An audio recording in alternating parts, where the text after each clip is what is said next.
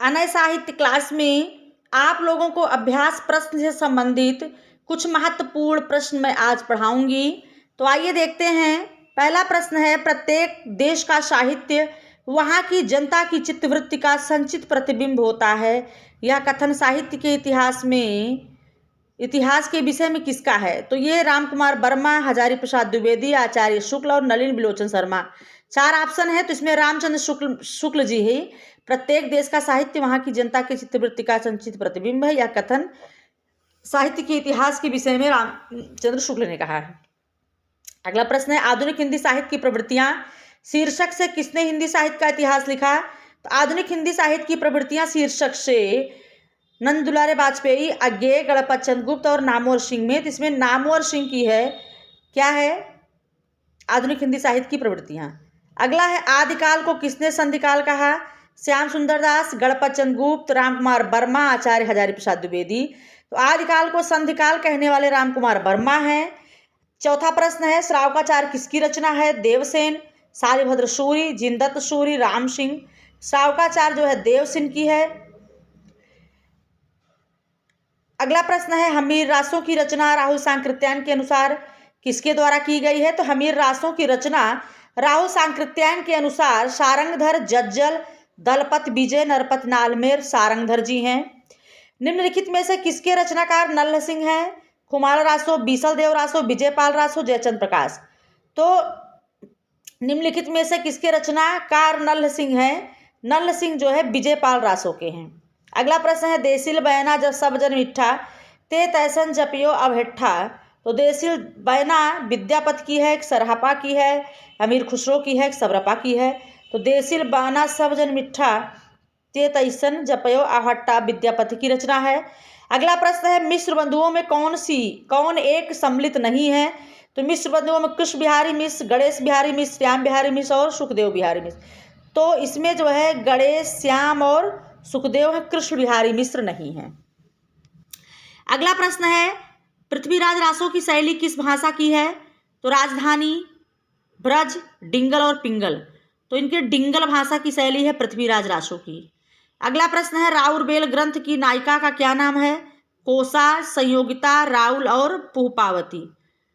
तो राउरबेल की जो है ग्रंथ की नायिका का नाम है, क्या नाम है उनका? राउल। अगला, ब्रह्म संप्रदाय के संस्थापक मध्वाचार्य का पूर्व नाम क्या था? विष्णु स्वामी, कृष्णदेव, आनंद तीर्थ और तेज देव। ब्रह्म संप्रदाय के संस्थापक मध्वाचार्य का पूर्व नाम था आनंद तीर्थ। अगला प्रश्न है, निम्नलिखित में सुमेलित कीजिए। मंझन, उस्मान, जायसी और कुतुबन।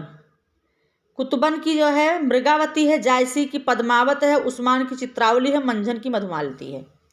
तो इसमें जो है मंझन मधुमालती तो पहले का दूसरा और उस्मान चित्रावली चौथा, दूसरे का चौथा, तीसरा, यही दूसरा वाला सही है।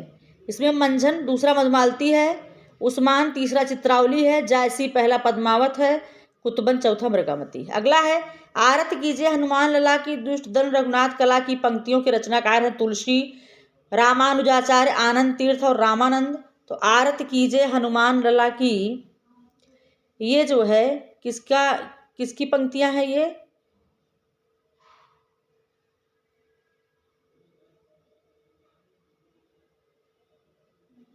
ये रामानंद की पंक्ति है, आरत कीजिए हनुमान लला की।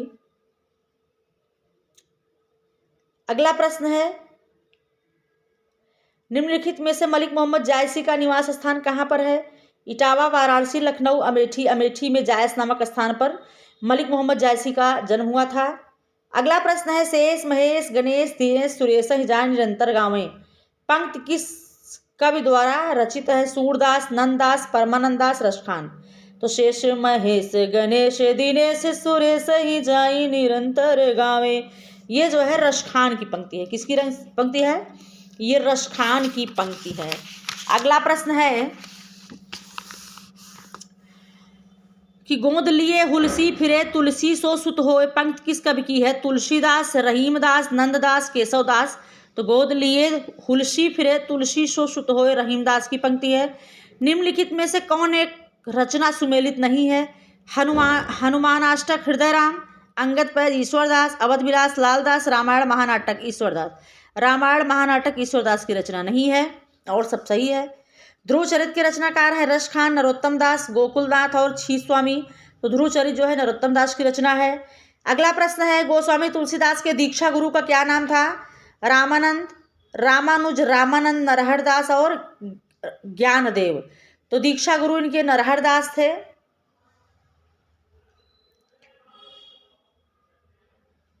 नहीं, नरहर दास से शिक्षा दीक्षा ग्रहण किए थे। रामानंद इनके जो रामानंद जो है इनके गुरु थे। रामानंद,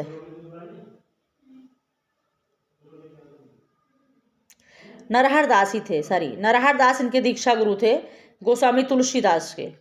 उज्ज्वल नीलमणि के रचनाकार का नाम है रूप गोस्वामी, जीव गोस्वामी, परमानंद दास, नंददास।